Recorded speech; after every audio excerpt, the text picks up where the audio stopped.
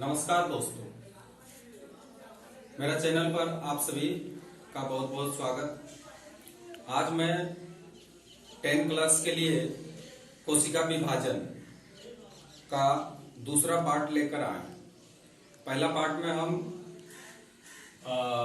Cell cycle के बारे में और कोशिका विभाजन के विभाग के बारे में बताए थे। आज हम इसके बारे में विस्तृत चर्चा करने जा रहे हैं, तो निश्चित रूप से आप इसको अच्छी तरह से देखिए और समझिए। तो सबसे पहला देखिए, सेल डिवीजन 3 प्रकार के उस दिन ही बता दिए थे, ए माइटोसिस, माइटोसिस और मियोसिस। असूत्री कोशिका विभाजन, समसूत्री कोशिका विभाजन, अर्धसूत्री कोशिका विभाजन। अब हम 1 नंबर का आते हैं, ए माइटोसिस। ए माइटोसिस सेल डिवीजन, जिसको कि हिंदी में कहते हैं असूत्री कोशिका विभाजन। असूत्री कोशिका विभाजन, कोशिका विभाजन। परिभाषा देखिए, कोशिका विभाजन की वह प्रक्रिया, कोशिका विभाजन की वह प्रक्रिया जिसमें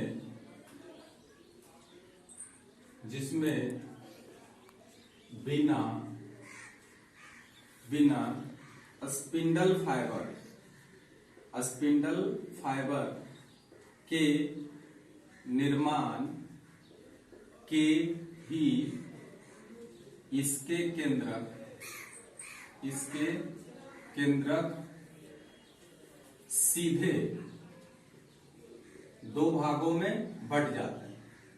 2 भागों में बंट जाते हैं तथा 2 भागों में बंट जाते हैं तथा साइटोप्लाज्म के 2 भागों में बंटने से 2 पुत्री कोशिका का निर्माण होता है। इसे क्या कहते हैं? एमाइटोसिस या असूत्री कोशिका विभाजन कहते हैं। कोशिका विभाजन कहते हैं।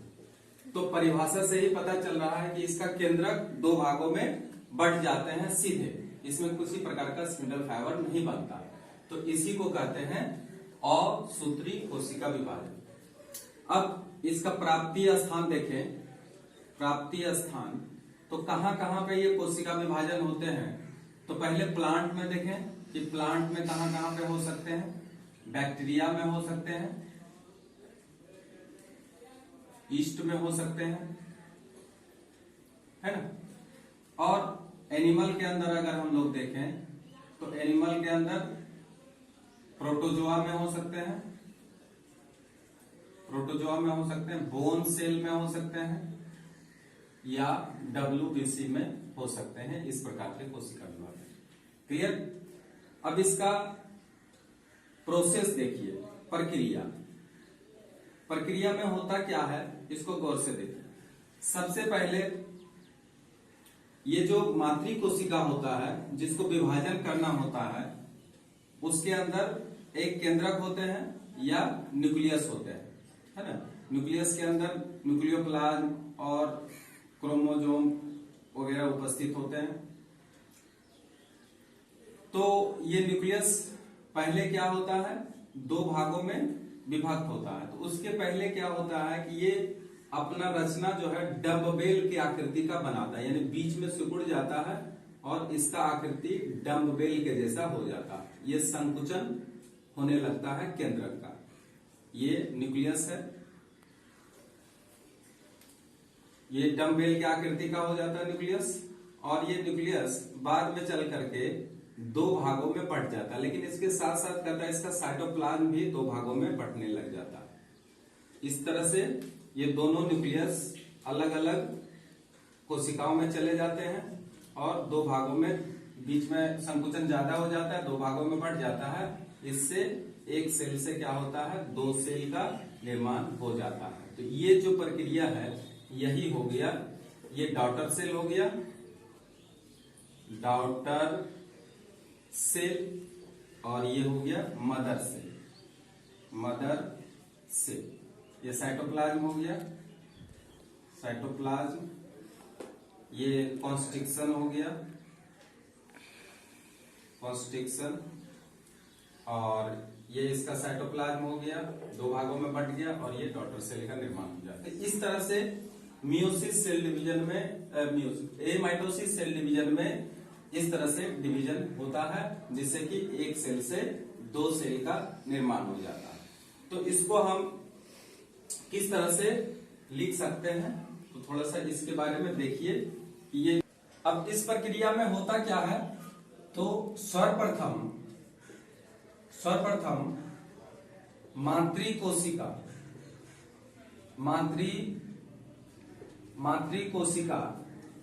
के केंद्रक के बीच में संकुचन प्रारंभ हो जाता है, संकुचन प्रारंभ हो जाता है,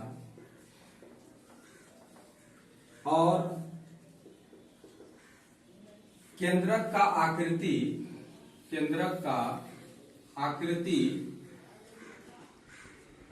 डम्बबेल की आकृति, इस तरह का आकृति को डम्बबेल कहते हैं। डम्बबेल की आकृति के हो जाते हैं, आकृति के हो जाते हैं। फिर संकुचन काफी बढ़ जाता है, जिससे एक केंद्रक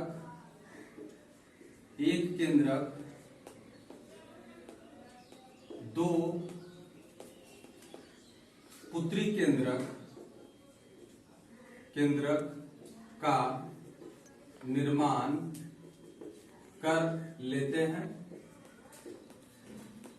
एवं कोशिका द्रव्य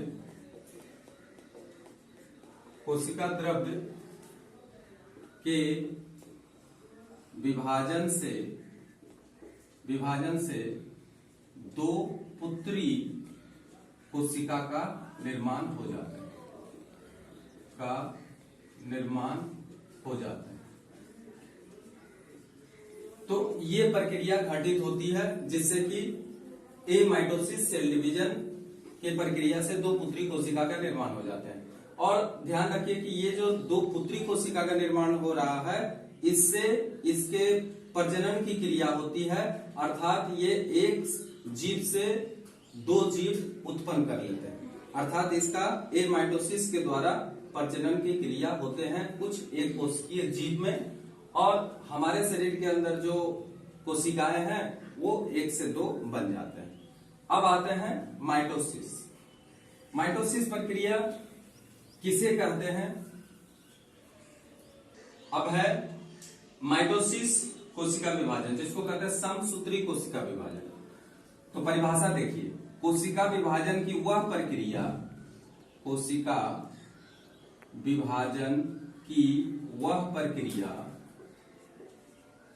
प्रक्रिया जिसमें एक परिपक्व मातृ कोशिका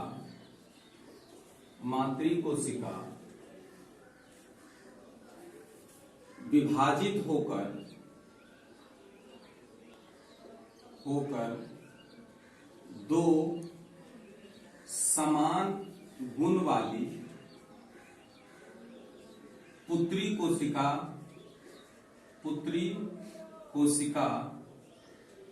उत्पन्न करते हैं, जिसमें गुणसूत्र की संख्या मातृ कोशिका के मातृ कोशिका यानी मदर सेल कोशिका के समान होता है तो उसे क्या कहते हैं? समसूत्री कोशिका विभाजन, कोशिका विभाजन कहते हैं, है ना। अर्थात कि वे कोशिकाएं जो विभाजित होकर दो पुत्री कोशिका का निर्माण करें और दोनों में क्रोमोसोम की संख्या मातृ कोशिका के समान हो और इसका गुण भी मातृ कोशिका के समान हो। अब इसका प्राप्ति स्थान अगर देखें, प्राप्ति स्थान तो ये कहां कहां पे घटित होते हैं? तो जंतुओं के शारीरिक कोशिका, है ना, जंतुओं के शरीर की कोशिकाओं में ये संपन्न होते हैं और पौधा के तने तथा जड़ के शीर्ष भागों में जहां भी होगा वहां पे होगा। कलियों के शीर्ष भाग में भी होगा, पौधा के जड़ों के शीर्ष और तने के शीर्ष भागों में भी घटित होगा। अब इसका देखते हैं कि माइटोसिस जो होता है उसको कितने भागों में बांट सकते हैं। तो माइटोसिस की जो प्रक्रिया होती है उसको दो भागों में बांट देते हैं। एक होता है कैरियोकाइनेसिस और दूसरा होता है साइटोकाइनेसिस। इसको कहते हैं हिंदी में केंद्रक विभाजन, क्लियर, और इसको कहते हैं कोशिका द्रव्य विभाजन, कोशिका द्रव्य विभाजन, है ना। दो भाग में इसको बांट देते हैं। अब ये कैरियोकाइनेसिस को फिर हम बांट देते हैं कितने भागों में? तो 4 भागों में बांट देते हैं। कौन कौन? एक प्रोफेज, दूसरा, तो पहला हुआ प्रोफेज, दूसरा हुआ मेटाफेज, तीसरा हुआ एनाफेज और चौथा हुआ टेलोफेज। इसको कहते हैं पूर्वावस्था, इसको कहते हैं मध्यावस्था, इसको कहते हैं अध्यावस्था और इसको कहते हैं अंत्यावस्था, अंत्यावस्था। तो इस तरह से हिंदी में इसको कहते हैं पूर्वावस्था, मध्यावस्था, अध्यावस्था और अंत्यावस्था। ये 3 भाग इसका होता है और इसका कोई भाग नहीं होता है साइटोकाइनेसिस का। अब एक एक से देखेंगे। तो पहला हुआ प्रोफेज, जिसको कहते हैं पूर्वावस्था। अब इस अवस्था में कौन कौन सी घटनाएं घटती है उसके बारे में हम लोग देखेंगे। तो देखिए ये अवस्था आता कब है? तो जब भी G1 फेज, S फेज और G2 फेज, G2 फेज के बाद कोशिका जो है पूरी तरह से तैयार हो जाता है कोशिका विभाजन करने के लिए। इंटरफेज के बाद कोशिका विभाजन करने के लिए पूरी तरह से तैयार हो जाता है। तो G2 फेज के बाद ये प्रवेश कर जाता है प्रोफेज अवस्था में। तो इस समय होता क्या है? इस समय कोशिका के अंदर जो क्रोमोसोम होते हैं वो बिल्कुल जाल के समान रचना बनाया हुआ होता है, परंतु ये जो होता है वो प्रोफेज का पहला भाग है। प्रोफेज का प्री प्रोफेज वाली अवस्था है। लेकिन जब ये प्रोफेज लेट प्रोफेज में आता है तो इसका जो क्रोमोसोम होते हैं, साइटोप्लाज्म के अंदर जो क्रोमोसोम होते हैं वो क्रोमेटिन थ्रेड जो होते हैं वो इस तरह से क्रोमोसोम के रूप में बदल जाते हैं। तो ये जो है लेट प्रोफेज में इस तरह की घटनाएं होती है और लेट प्रोफेज में इसका जो केंद्रक के अंदर झिल्ली होता है वो भी नष्ट हो जाते हैं। ये लेट प्रोफेज, हम 2 डायग्राम बनाए हैं, लेट प्रोफेज और प्री प्रोफेज। ठीक है। तो इसमें होता क्या है, वो घटना क्या क्या होता है सो देखिए। पहला नंबर कि इसमें डिहाइड्रेशन का काम होता है, अर्थात इसके अंदर केंद्रक के अंदर जो जल है वो बाहर निकलने लगते हैं, उसको डिहाइड्रेशन कहते हैं। तो लिखेंगे यहां केंद्रक में डिहाइड्रेशन की क्रिया होने लगती है। डिहाइड्रेशन की क्रिया होने लगती है ना। पहला घटना होता है। दूसरा घटना क्या होता है कि क्रोमोजोम, जो क्रोमेटिड थ्रेड होते हैं, क्रोमेटिन थ्रेड होते हैं, वो क्रोमोजोम के रूप में बदल जाता है। क्रोमेटिन धागा क्रोमोजोम के रूप में बदल जाते हैं, क्रोमोजोम के रूप में बदल जाता है। क्लियर, बदल जाता है, ये क्रोमोजोम के रूप में बदल जाता है। तीसरा घटना क्या होता है कि इसका जो केंद्रक झिल्ली होता है वो धीरे धीरे गायब होने लगते हैं। केंद्रक झिल्ली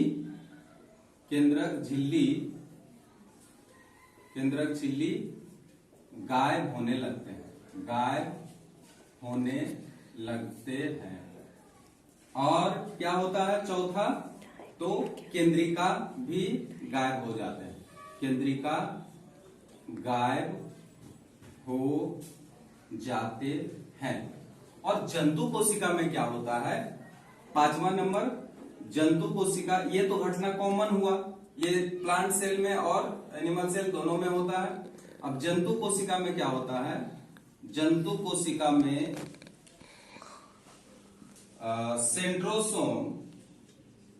सेंट्रोसोम विघटित होकर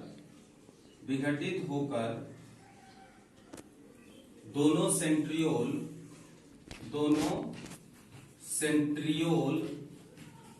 सेंट्रियोल को मुक्त कर देते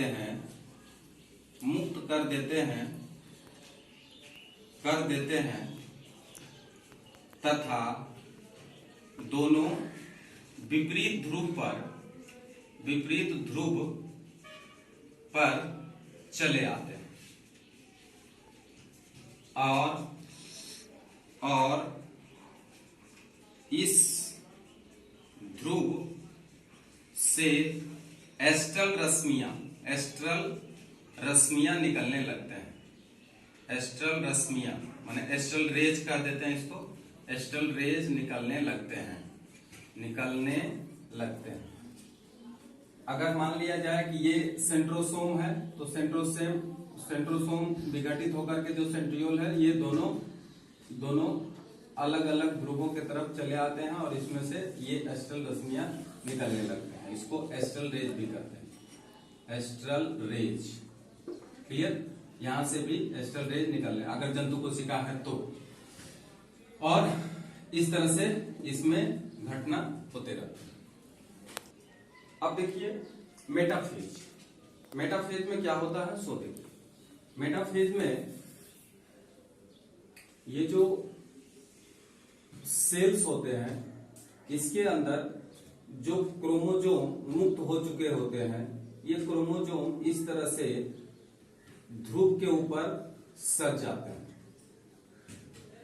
और ये जो सेंट्रियोल होते हैं यानी ध्रुव जो होते हैं, इससे जो क्रोमोजोम निकलते हैं इस तरह से ये क्रोमोजोम इसके साथ जुड़ जाते हैं।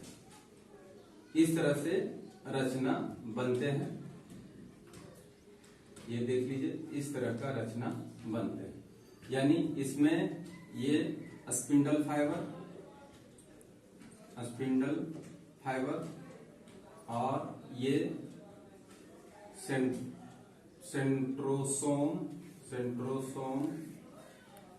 सेंट्रोमियर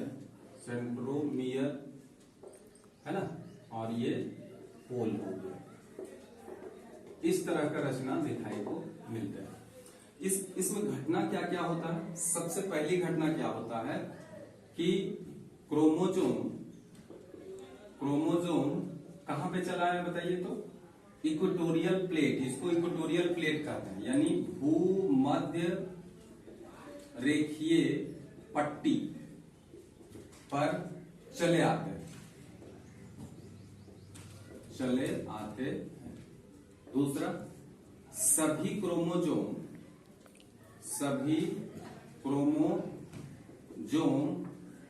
के सेंट्रोमियर किससे जुड़ जाते हैं? बोलिए, स्पिंडल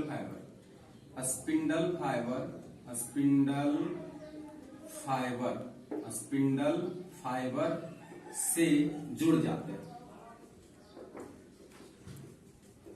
है ना। अच्छा, तीसरा नंबर में क्या होता है? इसका जो सेंट्रोमियर होता है वो दो भागों में बंटने लगता है।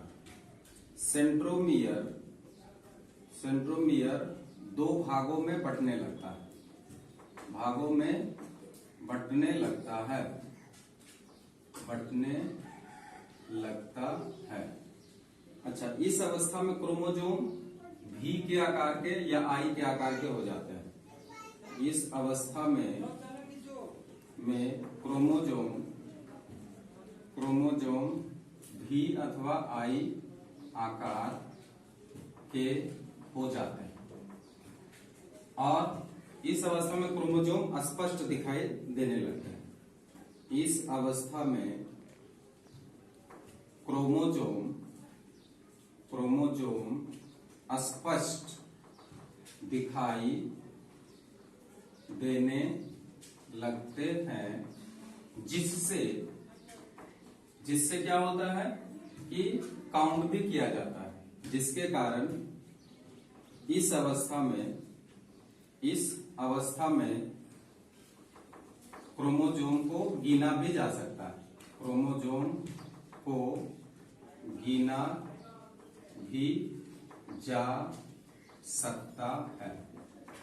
क्लियर। इसको क्या कहते हैं? मेटाफेज। तो ये मेटाफेज वाली अवस्था में ये घटनाएं घटती है। तो तीसरा जो अवस्था है वो अनाफेज वाली होती है। अब देखिए होता क्या है, जो ये सेल है, अभी तक सेल डिवाइड नहीं हो रहा है, अभी केंद्रक का विभाजन हो रहा है। तो केंद्रक देखिए कैसे दो भाग में बढ़ता है। तो केंद्रक तो टूट चुका है। अब केंद्रक में होता क्या है कि दोनों ध्रुव का जो स्पिंडल फाइबर होता है वो छोटा और मोटा होने लगता है और दोनों ध्रुव के तरफ उसको खींचने लगता है, जिससे इस तरह के आकृति दिखाई देने लगते हैं। और जो स्पिंडल फाइबर है वो तीन प्रकार के हो सकते हैं। एक स्पिंडल फाइबर जो होता है दोनों ध्रुव को जोड़ करके रखता है इस तरह से, है ना। और एक जो स्पिंडल फाइबर होता है वो क्रोमोजोम से जुड़ा हो रहता है और दूसरे प्रकार के स्पिंडल फाइबर यहाँ पे आकर के जुड़ जाता है आपस में और जुड़कर ये सेल बॉडी बनाता है। इसको सेल बॉडी भी बोलते हैं, सेल बॉडी रचना बनाता है। इसको कंटिन्यूअस फाइबर कहते हैं, कंटिन्यूअस फाइबर। और ये जो होता है ये वाला ये क्रोमोजोमल फाइबर होता है, क्रोमोजोमल फाइबर। तो ये तीन तरह के फाइबर यहाँ पे स्पिंडल फाइबर से बन जाते हैं। इसको स्टेम बॉडी भी स्टेम बॉडी कहते हैं, इसको स्टेम बॉडी कहते हैं। तो इस तरह से इसमें कौन कौन सी घटनाएं घटती है ये देखिए। सभी फेज में सबसे छोटा फेज यही होता है, अनाफेज। इसमें क्या होता है कि स्पिंडल फाइबर छोटा होने लगते हैं,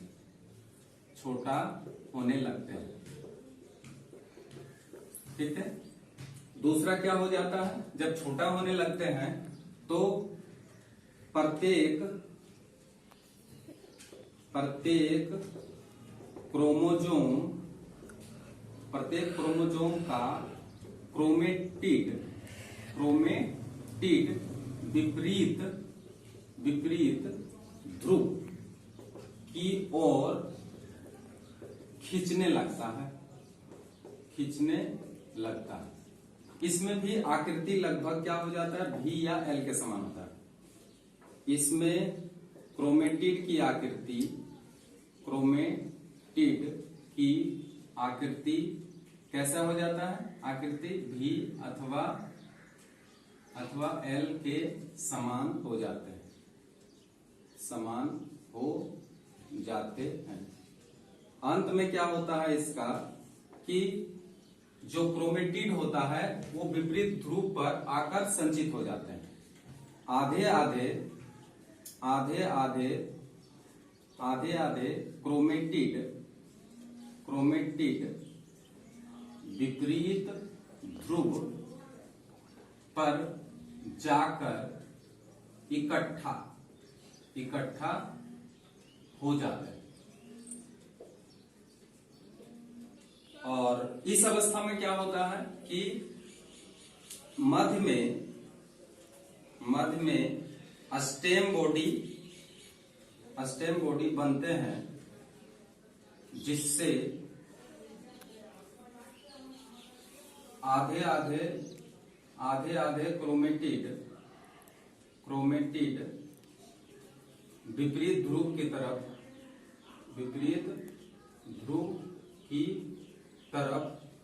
गति करते हैं, जिसमें स्टेम बॉडी सहायक होता है। अब इस तरह से हम लोग देखते हैं, ये एनाफेज में इस तरह का डायग्राम है और इसमें ये सब घटनाएं होते रहते हैं, जिससे कि एनाफेज कंप्लीट होता है। ये शॉर्ट पीरियड का होता है, सबसे कम समय इसी में लगता है। अब आया है टेलोफेज, जिसको कहते हैं अंत्यावस्था। ये सबसे लास्ट की अवस्था है। किसका? कैरियोकाइनेसिस का सबसे लास्ट की अवस्था है। तो इसमें क्या होता है, सो देखिए, ये जो होता है इसमें अंत्यावस्था में दोनों जो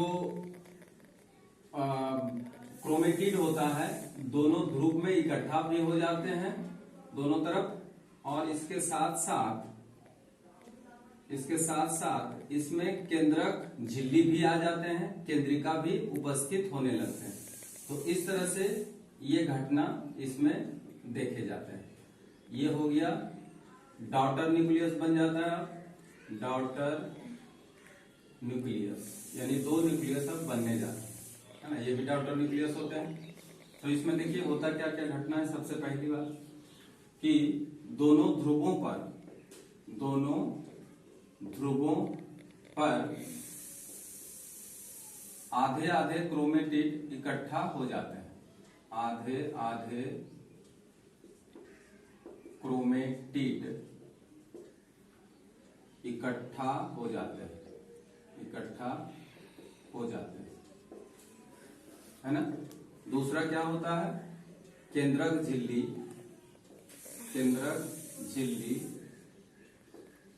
पुनः उपस्थित हो जाते हैं। देखिए जो प्रोफेज में गायब हो गया था, जो खत्म हो गया था, यहां फिर से उपस्थित हो गया। केंद्रक झिल्ली पुनः उपस्थित हो जाते हैं। तो इसलिए प्रोफेज का ये उल्टा अगर कहें तो कोई दिक्कत नहीं है, क्योंकि ये प्रोफेज का उल्टा घटना। अच्छा, केंद्रक झिल्ली वहां गायब हो जाते हैं तो यहां उपस्थित हो जाता है। फिर केंद्रिका पुनः उपस्थित हो जाते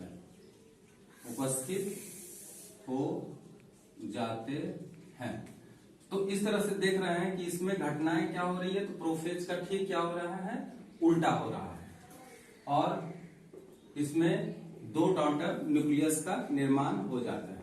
इस प्रकार टेलोफेज के अंत में दो डाउटर न्यूक्लियस का निर्माण हो जाते हैं। अच्छा, इसमें स्पिंडल फाइबर बिल्कुल गायब हो जाते हैं, थोड़ा सा भी नहीं रहते हैं। इस अवस्था में स्पिंडल फाइबर